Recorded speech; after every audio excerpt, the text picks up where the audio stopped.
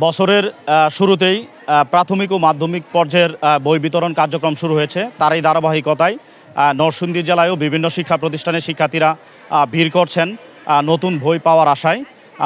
আমি এখন রয়েছি নরসিংদীর এক সদর উপজেলার একটি প্রাথমিক বিদ্যালয়ে, যার নাম হচ্ছে ব্রাহ্মণদী সরকারি প্রাথমিক বিদ্যালয়।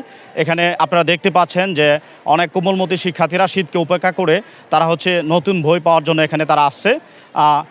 যদিও আমরা এখানকার শিক্ষক এবং অভিভাবক শিক্ষার্থীদের সাথে কথা বলে আমরা যেমনটি জানতে পেরেছি, তারা বছরের প্রথম দিন বই না পেলেও আজকে বছরের দ্বিতীয় দিনে তারা আংশিক বই পেয়েছেন এবং এখানে হচ্ছে প্রথম ও দ্বিতীয় শ্রেণীর শিক্ষার্থীরা তাদের বাংলা এবং ইংরেজি দুইটি বই পেয়েছেন।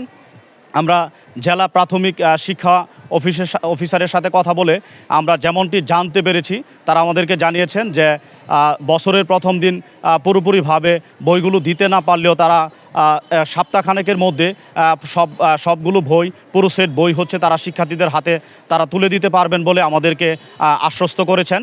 জেলা শিক্ষা অফিসের তথ্য মতে নরসিংদীতে সরকারি বেসরকারি মিলিয়ে প্রাথমিক বিদ্যালয় রয়েছে প্রায় 1590টি, যেখানে প্রায় 13,44,000 বই বিতরণ করার কথা রয়েছে। আপনারা দেখতে পাচ্ছেন সে সকাল থেকে কোমলমতি শিক্ষার্থীরা তাদের বছরের নতুন বই পাওয়ার জন্য স্কুলে অপেক্ষা করছে। পাশাপাশি গার্জিয়ানরাও, অভিভাবকরা অপেক্ষা করছেন শিক্ষার্থীদের বই পাওয়ার জন্য।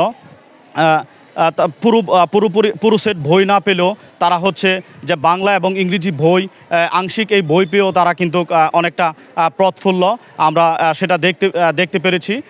এই ছিল নরসিংদী থেকে সরকারি বেসরকারি প্রাথমিক বিদ্যালয়ের বই বিতরণের সর্বশেষ পরিস্থিতি।